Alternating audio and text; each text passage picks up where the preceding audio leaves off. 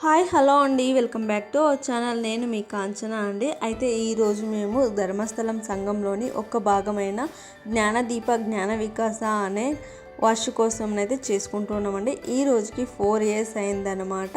అయితే మాతృశ్రీ హేమావతి అమ్మ వాళ్ళ ఒక నమ్మకం ఏమంటే ఇంటికి దీపం ఇల్లాలు బాగుంటేనే ఇల్లు బాగుంటుంది అనేసి అయితే శ్రీ క్షేత్ర ధర్మస్థల గ్రామాభివృద్ధి యోజనని అయితే స్థాపించారండి. అయితే మా ఊర్లోనే కాకుండా కర్ణాటక మొత్తంగా 6,35,000 సంఘాలను అయితే స్థాపించారండి. ఈ ధర్మస్థలం సంఘంలో భాగంగానే జ్ఞానదీప జ్ఞాన వికాస అనే కేంద్రాలను కూడా మార్పాటు చేశారండి. ఎందుకంటే ఆడవాళ్ళు ఇళ్లల్లో వండుకొని పని పాట చేసుకొని అలాగే కూలి చేసుకొని బతకడం కాకుండా ఇలా వాళ్ళకి తెలియని విషయాల్ని నేర్పుతూ ఇలా ఆటలాడిస్తూ వాళ్ళ మనస్థితిని కూడా సరిచేయాలి అనేసి అయితే ఇలాంటి జ్ఞానదీప జ్ఞాన వికాస అనే కేంద్రాలను కూడా చేయించారండి.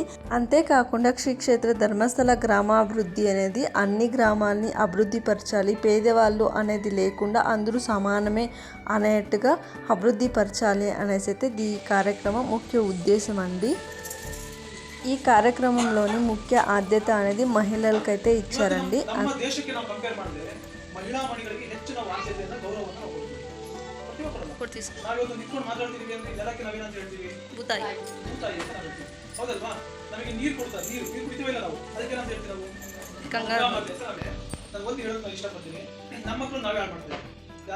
ನಮ್ಮಕ್ಕಳು ನಾವೇ ಬೇರೆ ಯಾರು ಹಾಳು ಮಾಡ್ತಾ ಇಲ್ಲ. ಯಾಕೆ ಇವತ್ತು ನಮ್ಮ ಮೊಬೈಲ್ ಮತ್ತೊಂದು ಮಗದೊಂದು ಎಲ್ಲ ಅಂದ್ರೆ ನಾವು ಮಕ್ಕಳಿಗೆ ಕೊಡ್ತಾ ಇದೀವಿ, ಅವ್ರಿಗೆ ಕಲಿಸ್ತಾ ಇದೀವಿ.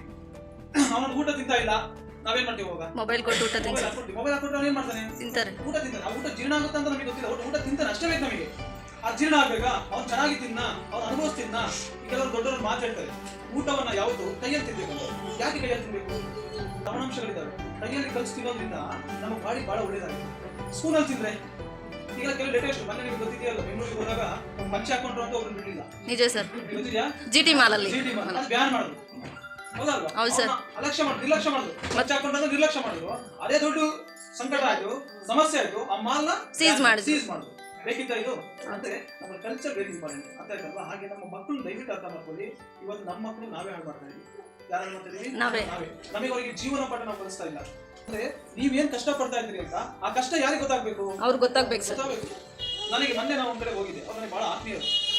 ಅದು ನಿಮ್ಮ ಹತ್ರ ಹೇಳ್ಬೇಕಿಲ್ಲ ಅಂತ ನನಗೆ ಒಂದು ಸ್ವಲ್ಪ ಸಂಕೋಚ ಆದ್ರೆ ಹೇಳ್ತೀನಿ. ನನ್ನ ಮೊನ್ನೆ ಒಂದ್ ಕಡೆ ಹೋದಾಗ ಸೆಲ್ಯೂರಿಗೆ ಹೋಗಿದೆ. ಅವ್ರು ಹೇಳ್ತಾ ಇದ್ರು, ನನ್ನ ಮಗ ಸರ್ ಓದ್ತಾ ಇದ್ದಾರೆ ಸರ್, ನನ್ನ ಮಗಳಿಗೆ ಓದ್ತಾ ಇದ್ದಾರೆ ಸರ್, 2 ಜನ ಮಕ್ಕಳು ಸರ್, ಹಾಗೆ ಹೀಗೆ ಅಂತೆಲ್ಲ ಹೇಳ್ತಾ ಇದ್ರು.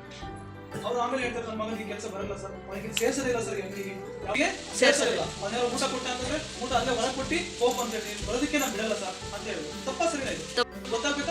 ಗೊತ್ತಾಗ್ಬೇಕು ಸರ್. ಹೌದಲ್ವಾ? ಮೊದಲನೇ ತಪ್ಪು ಯಾರು ಮಾಡ್ತಾ ಇದ್ದಾರೆ? ತಂದೆ ಮಾಡ್ತಾ ಇದ್ದಾರೆ. ಆ ಕಷ್ಟವನ್ನ ನಾವು ಕಲಿಸ್ಬೇಕು. ಈ ಮಕ್ಕಳು ಏನೋ ಒಂದು ಕೇಳ್ಬಿಡ್ತಾರೆ ನಿಮಗೆ, ನನಗೆ ಮೊಬೈಲ್ ಬೇಕು ಅಂತ ಕೇಳ್ತಾ ನಾನು ಹೇಳ್ತಾ ಇಲ್ಲ.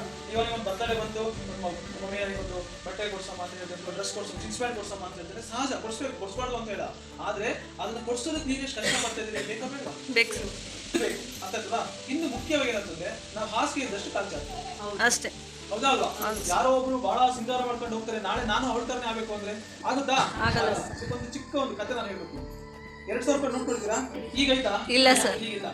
2,000 ರೂಪಾಯಿ ನೋಟು ಮತ್ತೆ 1 ರೂಪಾಯಿ ಕಾಯಿನ್, ಇವೆರಡು ಬಹಳ ಫ್ರೆಂಡ್ಸ್ ಆಯ್ತಂತೆ, ಸ್ನೇಹಿತರಾದಾಗ 2,000 ರೂಪಾಯಿ ನೋಟ್ ಬಂದಾಗ 1 ರೂಪಾಯಿ ಕಾಯಿನ್ ಹೇಳ್ತಂತೆ 2,000 ರೂಪಾಯಿ ನೋಟಿಗೆ. ಈಗ ನೀನು 2,000 ರೂಪಾಯಿ ನೋಟ್ ಬಂದಿದ್ಯಾ, ನಮ್ಗಿಂತ ಬಹಳ ದೊಡ್ಡವನು ನೀನು ಅನೇಕ ಜನರಿಗೆ ಕಷ್ಟ ಕಣ್ಣೀರನ್ನ ನೀನು ಒರೆಸ್ಬೋದು, ಎಷ್ಟು ಕೊಟ್ಟು ದೊಡ್ಡವನಿದ್ದೀನಪ್ಪ, ಇದು ನಿನ್ ಸ್ಥಾನದಲ್ಲಿ ನಾನಿಲ್ಲಲ್ಲ ಅಂತ ನನಗೆ ನೋವು ಆಗ್ತದೆ ಅಂತ 1 ರೂಪಾಯಿ ಯಾರು ಹೇಳುತ್ತೆ? ಹೌದಾ? ನಾನು ಈಗ ಬಂದಿದ್ದೀನಿ ನೋಡ್ಬೇಕೇನು ಅಂತ ಮಾತಾಡ್ಕೊಂಡಾದ್ಮೇಲೆ ಒಂದು 15 ದಿವಸ ಮತ್ತೆ ಬಿಟ್ಟು ಸಿಕ್ಕಾಗ ಮತ್ತೆ ಬಂದಂತೆ, ಮತ್ತೆ ನೀನು ನೋಡಿ ನಂಗೆ ಭಾರಿ ಖುಷಿ ಆಯ್ತಲ್ಲ ಅಂತ ಹೇಳಿದಾಗ 2,000 ರೂಪಾಯಿ ನೋಟ್ ಹೇಳ್ತಂತೆ. ನಾನು ಚಿಕ್ಕವ್ರ ಹತ್ರ ಇಲ್ಲ, ದೊಡ್ಡವ್ರ ಹತ್ರ ಇಲ್ಲ, ಚಿಕ್ಕವ್ರ ಹತ್ರ ಇಲ್ಲ. ನಾನು ಬರುವಾಗ ನಾನು ಅನ್ಕೊಂಡಿದ್ದೆ, ನಾನು ತುಂಬಾ ಜನಕ್ಕೆ ಬರ್ತೀನಿ, ನಾನು ಹೆಲ್ಪ್ ಮಾಡ್ತೀನಿ, ಕಷ್ಟ ಕಣ್ಣೀರನ್ನ ಒರೆಸುವಂತ ಕೆಲಸ ನಾನು ಮಾಡ್ತೀನಿ ಅಂತ ಅನ್ಕೊಂಡಿದ್ದೆ. ಅದು ನಾನು ಲಾಕ್ ಮಾಡಿದ್ದಾರೆ. ಲಾಕ್ ಮಾಡಿದ್ದಾರೆ. ಎಲ್ಲ ಭದ್ರ ಮಾಡಿ ಲಾಕರ್ಗೆ ಲಾಕ್ ಮಾಡಿದ್ದಾರೆ. ಸರಿಯಾಗಿ GST ಕಟ್ಟೆ ಲಾಕ್ ಮಾಡಿದ್ದಾರೆ. ಭ್ರಷ್ಟಾಚಾರಿಗಳನ್ನ ಹಾಳು ಮಾಡಿದ್ದಾರೆ ಅಂತಲ್ವಾ? ಅದ್ರ ನೀನಾದ್ರೆ ದೇವಸ್ಥಾನಕ್ಕೆ ಹೋದಾಗ 1 ರೂಪಾಯಿ ಕಾಯಿನ್ ಹಾಕ್ತಾರೆ. ಎಲ್ಲಿಗೆ ಸೇರ್ತೀಯ ನೀನು? ದೇವರ ಪಾದಕ್ಕೆ ಸೇರ್ತೀಯ ಅಂತ ಆಯ್ತಲ್ವಾ? ಈ ರಥವನ್ನ ಮುಗಿಸಿ ಹೋಗ್ತಾರೆ ಸ್ಮಶಾನಕ್ಕೆ ಮೊನ್ನೆಗೆ ನೋಡಿ. ರಥ ಮುಗಿಸಿ ಹಾಕೋಬೇಕಾದ್ರೂ ಸಹ ನಿನ್ನ ಜನ ನೆನೆಸ್ತಾ ಇದ್ದಾರೆ. ಮಕ್ಕಳು ಅಳ್ತಾ ಇದ್ದಾರೆ, ಮಕ್ಕಳು ಅಳಬೇಕಾದ್ರೆ ಒಂದು ಕಾಯಿನ್ ಕೊಟ್ಟಾಗ ಮಕ್ಕಳು ಕಣ್ಣೀರನ್ನ ನಿಲ್ಲಿಸ್ತಾ ಇದ್ದಾರೆ. ಹೌದು, ನಿನ್ನ ಹತ್ರ ಇದೆ, ಬಟ್ ನನ್ನ ಹತ್ರ ಇಲ್ಲ. ಯಾರು ಕೊಡ್ತಾರೆ? 2000. ಸತ್ಯ ಹೌದು ಸರ್. ಅದೇ ತರ ಜೀವನ ನಮ್ದು. ನಾವೇನೋ ದೊಡ್ಡರಾದ್ವಿ ಅಂತಂದು ಇವತ್ತು ನಾವು ಒಂದು ಮುಳ್ಳಿನ ಮನೆ ಇದ್ದೀವಿ, ಹಂಚಿನ ಮನೆ ಇದ್ದೀವಿ, ಒಂದು ಚಿಕ್ಕ ಮನೇಲಿ ಇದ್ದೀವಿ, ಸರಿ ಆಯ್ತು. ನಮಗೊಂದು ದೇವ್ರು ಭಗವಂತ ಒಂದು ಯೋಗ್ಯತೆ ಕೊಡ್ತಾನೆ. ಅಂತಂತಕ್ಕೆ ಮಕ್ಕಳು ಅಥವಾ ಯಾರಾದ್ರೂ ಒಳ್ಳೆ ಕೆಲಸ ಸಿಕ್ಕು ಏನೋ ಆದಾಗ ದೊಡ್ಡ ಬಿಲ್ಡಿಂಗ್ ಹೋದೆ ಅಂತಂದು ಅದು ಏನಾದ್ರೆ ಹಳೇದು ನಾನು ಮರೆತ್ರೆ ಕೆಲವರು ನನಗೆ ಹೀಯಾಳಿಸುತ್ತೆ. ಹೌದಲ್ಲ, ಎಷ್ಟೇ ದೊಡ್ಡವನಾದ್ರೂ ಸಹ ನಾವು ನಮ್ಮ ಮೌಲ್ಯಗಳನ್ನು ನಾವು ಬಿಡಬಾರ್ದು. ಬೇಕಾದ್ರೆ ಚೆನ್ನಾಗಿ ನಾವು ಮಾಡ್ಕೊಂಡು ನಮ್ಮ ಮಕ್ಕಳಿಗೆ ವೆರಿ ಇಂಪಾರ್ಟೆಂಟ್. ನಾನು ಯಾಕೆ ಹೇಳ್ತೇನೆ ಅಂತಂದ್ರೆ ಇವತ್ತು ಅನೇಕ ಜನ ನಾನು ಹೇಳ್ತಾ ಇದ್ದೀನಿ, ನಮ್ಮ ಮಕ್ಕಳು ಭವಿಷ್ಯಕ್ಕೆ ನಾವು ನೂರಾರು ಕನಸನ್ನ ಕಂಡಿದ್ದೀವಿ ಇಲ್ಲ. ಪ್ರತಿಯೊಬ್ಬರು ಅಷ್ಟೇ, ನೀವು ನನ್ನ ಮಗ ಚೆನ್ನಾಗಿ ಓದ್ಬೇಕು, ನನ್ನ ಮಗಳು ಚೆನ್ನಾಗಿ ಓದ್ಬೇಕು ಅಂತ ಹೇಳ್ತೀರಾ ಇಲ್ಲ? ಹೇಳ್ತೀರಾ ಇಲ್ಲ? ಒಂದು ಕನಸಿಗೆ ಒಂದು ಗೋಲ್ ಇದೆ. ಯಾರೋ ಒಬ್ಬ ಡ್ರೆಸ್ ಹಾಕೊಂಡು ಪೊಲೀಸ್ ಬಂದು ನನ್ನ ಮಕ್ಕಳು ನಾಳೆ ಆ ಸ್ಥಾನದಲ್ಲಿ ಬಂದ್ರೆ ನನಗೆ ಖುಷಿ ಆಗಲ್ಲ. ಆಡಿಸೋದಕ್ಕೆ ಅಥವಾ ಅವ್ರು ನಾವು ಏನು ಬೆಳೆಸುವಂತ ವಾತಾವರಣ ಮಾಡೋದು, ಹೌದಲ್ವಾ? ಆ ವಾತಾವರಣಕ್ಕೆ ನಾವು ಚೆನ್ನಾಗಿ ಕರ್ಕೊಂಡು ಹೋಗ್ಬೇಕು ಅಂತ ಹೇಳ್ತಾ ಒಂದು ಕೇಂದ್ರದಲ್ಲಿ ಬಹಳ ಚೆನ್ನಾಗಿ ಮಾಡ್ತಾ ಇದ್ದೀವಿ. ಒಂದು ಸ್ವಲ್ಪ ಹಾಗೆ ಧರ್ಮಸ್ಥಳ ಗ್ರಾಮಾಭಿವೃದ್ಧಿ ಯೋಜನೆ ಅಂತಂದ್ರೆ ಇವತ್ತು ನಿಮ್ಮ ಕನಸುಗಳನ್ನ ನನ್ಸು ಮಾಡೋದಕ್ಕೆ ಬಂದಂತ ಒಂದು ಯೋಜನೆ, ಸರಿ ಹೌದಲ್ವಾ? ಹಾಗೆ ಬಹುಶಃ ಅವ್ರ ಮೇಡಮ್ ಹೇಳ್ತಾ ಇದ್ರು ಸಾಲ ಬಡ್ಡಿ ಬೇರೆ ಕಡೆ ಆಗುತ್ತೆ ಅಂತ, ಹೌದಾ? ಅವ್ರು ಹೇಳ್ತಾ ಇದ್ರು. ನಾನು ವಿಚಕ್ಷಣೆ ಬರೋದು ತುಂಬಾ ನಾನು ಹೇಳ್ತೀನಿ, ಅಪ್ಪ ನಿಮ್ಗೆ ಎಷ್ಟೆಲ್ಲ ಬೇರೆ ಬೇರೆ ಕಡೆ ಬಡ್ಡಿ ಎಷ್ಟಾಗುತ್ತೆ ಹಾಗೆ ಹೇಳ್ತೀವಿ. ಇವತ್ತು ಚಿನ್ನ ಅಂದ್ರೆ ಯಾರಿಗೆ ಇಷ್ಟ ಇಲ್ಲ? ಎಲ್ಲರಿಗೂ ಇಷ್ಟ. ಎಲ್ಲರಿಗೂ ಇಷ್ಟ ಅಲ್ಲ? ಚಿನ್ನ ಅಂದ್ರೆ ತುಂಬಾ ಇಷ್ಟ ಇದೆ. ನಮ್ಮ ಚಿನ್ನವನ್ನ ಒಂದು ಉದಾಹರಣೆ ಕೊಡ್ತೀನಿ. ನಮ್ಮ ಗೋಲ್ಡ್, ನಮ್ಮ ಚಿನ್ನವನ್ನ ನಾವು ಅದನ್ನ ತಗೊಂಡೋಗಿ ಎಲ್ಲರ ಇಟ್ಟು ನಾವು ದುಡ್ಬೇಕು ಅಂದ್ರೆ ನಮಗೆ ಎಷ್ಟು ಬಡ್ಡಿ ಆಗ್ತಾರೆ? ₹1 ಆಗ್ತದೆ ಸರ್. ₹1 ಆಗ್ತದಲ್ವಾ? ನಮ್ಮ ಚಿನ್ನ, ನಮ್ಮ ದುಡ್ಡು ನಾವು ಕಷ್ಟಪಟ್ಟು ನಾವು ಅದನ್ನ ಬ್ಯಾಂಕಲ್ಲಿ ಇಟ್ಟರು ಸಹ ₹1 ಬಡ್ಡಿ, ಹೌದಾ ಅಲ್ವಾ? ಸರಿನಾ? ಈಗ ಒಂದು 3 ಲಕ್ಷ ರೂಪಾಯಿ ಸಾಲವನ್ನ ತಗೊಂಡ್ರೆ ₹1 ಬಡ್ಡಿ ಆದ್ರೆ ಒಂದು ತಿಂಗಳಿಗೆ ಎಷ್ಟಾಗುತ್ತೆ? 3000 ಆಗುತ್ತೆ ಸರ್. 3000 ಆಗುತ್ತೆ, ಸರಿನಾ? ಎಸ್. ಒಂದು ವರ್ಷಕ್ಕೆ ಎಷ್ಟಾಗುತ್ತೆ ತಗೊಂಡಿಕ್ಕೆ? ನಮ್ಮ ಇಂಟ್ರೆಸ್ಟ್ ಎಷ್ಟು ಬೇಕಾಗುತ್ತೆ ಅಂತಂದ್ರೆ 64,000 ಎಷ್ಟು? 64,000. ₹1 ಬಡ್ಡಿ ಆದ್ರೆ 1,02,000. ಸಂಘದಲ್ಲಿ ಬಡ್ಡಿ ಆದ್ರೆ 64,000. ಇದು ನಿಮಗೆ ಅರ್ಥ ಆಗಿದೆ? ಅರ್ಥ ಆಗಿದೆ. ನಿಮ್ ಕಷ್ಟಕ್ಕೆ ಇದು ಆಗ್ತಾ ಇದೆ, ಹೌದಲ್ವಾ? ದಯವಿಟ್ಟು ಅರ್ಥ ಮಾಡ್ಕೊಂಡು ಸಂಘರು ಅಂತ ಹೇಳ್ತಾರೆ, ಹೌದಾ ಅಲ್ವಾ? ಹೇಳ್ತಾರಲ್ವಾ? ಹಾಗೆ ಇವತ್ತು ನೀವೆಲ್ಲರೂ ಅರ್ಥ ಮಾಡ್ಕೋಬೇಕು. ಮೊನ್ನೆ ಒಂದು ಮದುವೆ ಆದ 5,000 ಕೋಟಿ ಅಂತ ನಂಗೆ ಶಾಕ್ ಆಗುತ್ತೆ. ಇವತ್ತು ಧರ್ಮಸ್ಥಳ ಅಂತ ಒಂದು ಪುಟ್ಟ ಗ್ರಾಮ ಎಷ್ಟು ಚಿಕ್ಕದಿದೆ. ಧರ್ಮಸ್ಥಳ ಅಂದ್ರೆ ಅದೇನು ತಾಲೂಕಲ್ಲ ಬಾಳ ಅಲ್ಲ, ಒಂದು ಗ್ರಾಮ ಪಂಚಾಯತಿ ಇರುವಂತ ಒಂದು ಹೋಗಿ ಅಷ್ಟೇ ಧರ್ಮಸ್ಥಳ. ಆದ್ರೆ ಅಲ್ಲೊಂದು ದೇವಸ್ಥಾನ ಇವತ್ತು ರಾಜ್ಯ ಇರ್ಬೋದು, ವಿಶ್ವದಲ್ಲಿ ಇರ್ಬೋದು, ಅದೇನಾಗಿದೆ? ದೊಡ್ಡದಾಗಿದೆ. ಸರ್ವ ಧರ್ಮಗಳ ಸಮ್ಮೇಳನ ಧರ್ಮಸ್ಥಳ ಅಂತ ಹೇಳ್ತಾರೆ. ಇವತ್ತು ಧರ್ಮಸ್ಥಳದಿಂದ ಆಗ್ತಾ ಇರುವಂತ ಕಾರ್ಯಕ್ರಮವೇ ಇವತ್ತು ನಿಮ್ಮ ಸಂಘ ಶ್ರೀ ಕ್ಷೇತ್ರ ಧರ್ಮಸ್ಥಳ ಗ್ರಾಮಾಭಿವೃದ್ಧಿ ಯೋಜನೆ, ಹೌದಾ? ಇನ್ನೊಂದು, ಬ್ಯಾಂಕಿಗೆ ನಾವು ಕೊಡುವಂತ ಎಲ್ಲಾ ಸಾಲ ಇರ್ಬೋದು, ಪ್ರಗತಿ ನಿಧಿ ಅಂತ ನಾವು ಹೇಳ್ತೀವಿ. ಸಾಲ ಅಂತ ನಾವು ಕರೆಯಲ್ಲ. ಪ್ರಗತಿ ನಿಧಿ ಅಂದ್ರೆ ಏನು? ಪ್ರಗತಿ ನಿಧಿ ಅಂದ್ರೆ ಪ್ರಗತಿಗೆ ಅಮೌಂಟ್ ಕೊಡೋದು. ನೀವೇನೋ ಮನೆ ಕಟ್ಟಬೇಕು ಅಥವಾ ಕೃಷಿಗೆ ಏನಕ್ಕೆ ಅಂತ ಹೇಳ್ತೀವಿ, ಬಿಸ್ನೆಸ್ಗೆಲ್ಲ. ಅದ್ರ ನಿಮಗೆ ಪ್ರಗತಿ ಆಗಲಿ ಅಂತ ನಾವು ಪ್ರಗತಿ ನಿಧಿ ಅಂತ ಹೇಳ್ತೀವಿ, ನಾವು ಸಾಲ ಅಂತ ಹೇಳಲ್ಲ. ಇವತ್ತು ಬ್ಯಾಂಕಿನಿಂದ ಸುಮಾರು 24,000 ಕೋಟಿಗೆ ಇವತ್ತು ಒಬ್ಬ ವ್ಯಕ್ತಿ ಶಕ್ತಿಯಲ್ಲಿ ನಿಂತಿದ್ದಾರೆ ಅಂತಂದ್ರೆ ಅದು ಯಾಕೆ? ಆಗ ನಿಮ್ಮ ಹೆಸರೆಲ್ಲ ಪರಿಚಯ ಇದೆಯಾ ಅಂತ ಹೇಳಿ ಅಂತಂದ್ರೆ ಪರಿಚಯ ಇಲ್ಲ ಯಾರಿಗೂ ಸಹ. ಧರ್ಮಸ್ಥಳ ಸಂಘರು ಅಂತಂದ್ರೆ ಪರಿಚಯ ಇದೆ, ಹೌದಲ್ವಾ? ಹಾಗೆ ಇವತ್ತು ನೀವೆಲ್ಲರ ಪರವಾಗಿ ಇಡೀ ನಮ್ಮ ಒಂದು 10 ಬ್ಯಾಂಕ್ ಅಲ್ಲಿ ವೀರೇಂದ್ರ ಹೆಗ್ಡೆ ಅವರು ನಾನಿದ್ದೀನಿ, ಯಾರಿದ್ದೀವಿ? ನಾನಿದ್ದೀನಿ. ನಮ್ಮ ಸಂಘ ಲೋನ್ ಕೇಳಿದ್ರೆ ನೀವು ಕೊಡಿ, ಅವ್ರು ಕಟ್ಟಿಲ್ಲ ಅಂತಂದ್ರೆ ನಾನಿದ್ದೀನಿ. ಯಾರು ಕಟ್ಟಿಲ್ಲ ಅಂದ್ರೆ ಸಂಘದವರು ಕಟ್ಟಿಲ್ಲ ಅಂದ್ರೆ ನಾನಿದೆ ಅಂತ ಒಂದು ನಂಬಿಕೆಯಿಂದ ಇವತ್ತು ಬ್ಯಾಂಕಿಗೆ ಒಂದು ಶುಲ್ಕ ಕೊಟ್ಟಿದ್ದಾರಲ್ಲ, ಅರ್ಥ ಮಾಡ್ಕೊಳ್ಳಿ. ಅದರಲ್ಲೂ ಬ್ಯಾಂಕಿಗೆ ಒಂದು ಕನ್ವಿನ್ಸ್ ಮಾಡಿಬಿಟ್ಟು ಇವತ್ತು ನಾನು ಇಂಟ್ರೆಸ್ಟ್ ಬಗ್ಗೆ ನಿಮ್ಗೆ ಹೇಳಿದೆ, ಎಷ್ಟೆಲ್ಲ ಇಂಟ್ರೆಸ್ಟ್ ಅಂತ, ಹೌದಲ್ವಾ? ಕಡಿಮೆ ದರದ ಬಡ್ಡಿಯಲ್ಲಿ ನಿಮಗೆ ಪ್ರಗತಿ ನಿಧಿ ಸಾಲವನ್ನು ಇವತ್ತು ಕೊಡ್ತಾ ಇದ್ದಾರೆ ಅಂತ ಆದಾಗ ನಿಮ್ಮ ಸಂಘ ಹೇಗಿರ್ಬೇಕು? ಹಾಗಿರ್ಬೇಕು ಸಂಘ. ಚಿಕ್ಕ ಪುಟ್ಟ ಸಮಸ್ಯೆಗಳು ಅವೆಲ್ಲ ಸಂಘದಲ್ಲಿ ಇರಬಾರ್ದು, ಅರ್ಥದಲ್ಲ. ಅದೆಲ್ಲ ದಯವಿಟ್ಟು ಚೆನ್ನಾಗಿ ಮಾಡಿಕೊಂಡು ಸಂಘ ಒಳ್ಳೆ ರೀತಿಯಲ್ಲಿ ನಡೆಸುವಂತ ಕೆಲಸವನ್ನು ಮಾಡಬೇಕು.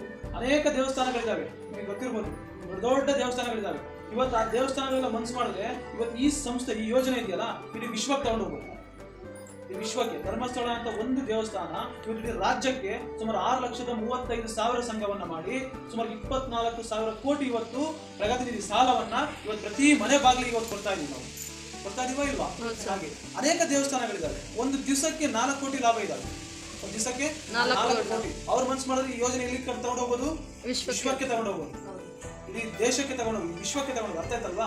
ಆದ್ರೆ ನಮ್ಮ ಕಟ್ಟುಪಾಡಿಯಲ್ಲಿ ನಾವು ಇವತ್ತು ಮಾಡ್ತಾ ಇದೀವಿ, ಅರ್ಥ ಆಯ್ತಲ್ವಾ? ಇದನ್ನು ದಯವಿಟ್ಟು ನೀವು ಚೆನ್ನಾಗಿ ಮಾಡ್ಕೊಳ್ಳಿ ಅಂತ ಹೇಳ್ತಾ ಖುಷಿಯಾಗಿದ್ದೀರಾ.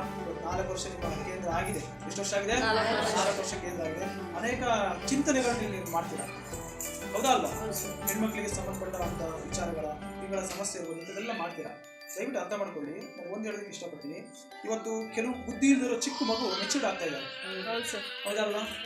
ಅವಳಿಗೆ ಜ್ಞಾನನೇ ಇರಲ್ಲ, ಮೆಚೂರ್ ಇರುತ್ತೆ. ಗುಡ್ ಟಚ್ ಯಾವುದು, ಬ್ಯಾಡ್ ಟಚ್ ಯಾವುದು ಅಂತ ಇವೆಲ್ಲ ಟಿವಿಗಳು, ಸಿನಿಮಾಗಳು, ಮೊಬೈಲ್ಗಳೆಲ್ಲ ನೋಡಿದ್ರೆ ಚಾಕ್ಲೇಟ್ ಕೊಡೋದಂತೆ, ಇದು ಮಾಡೋದಂತೆ, ಇದೆಲ್ಲ ತುಂಬಾ ಸಮಸ್ಯೆಗಳಾಗ್ತವೆ. ಗುಡ್ ಟಚ್ ಅಂದ್ರೆ ಏನು? ಒಂದು ಶೇಕ್ ಹ್ಯಾಂಡ್ ಮಾಡಿದ್ರೆ ಗುಡ್ ಟಚ್, ಹೌದಲ್ವಾ? ಹೌದು ಸರ್. ಅದೇ ಅವರಿಗೆ ಬೆನ್ನು ಮುಟ್ಟಿದ್ರೆ ಬ್ಯಾಟ್ ಟಚ್ಚು, ತಲೆ ಮುಟ್ಟಿದ್ರೆ ಬ್ಯಾಟ್ ಟಚ್ಚು, ಅವನ ದೃಷ್ಟಿಯಲ್ಲಿ ಕೆಟ್ಟದಾಗ ನೋಡೋದು bat touch. Stroke. BP low ಆಗುತ್ತೆ. ಸ್ಟ್ರೋಕ್ ಆದ್ಮೇಲೆ ಏನು ಬರುತ್ತೆ ನೆಕ್ಸ್ಟ್? ಕ್ಯಾನ್ಸರ್. ಇದು ಯಾರಿಂದ ಬರುತ್ತೆ? ಶುಗರ್ ಅನ್ನೋ ರಾಕ್ಷಸರಿಂದ ಬರುತ್ತೆ. ಅರ್ಥ ಆಯ್ತಲ್ವಾ? ಅದಕ್ಕೆ ದಯವಿಟ್ಟು ಸಿರಿಧಾನ್ಯ ಇದೆ. ಸಿರಿಧಾನ್ಯ ಅಂತಂದ್ರೆ ನಿಮಗೆಲ್ಲ ಗೊತ್ತಿರ್ಬೋದು, ಹೇಳಿದಾರಾ?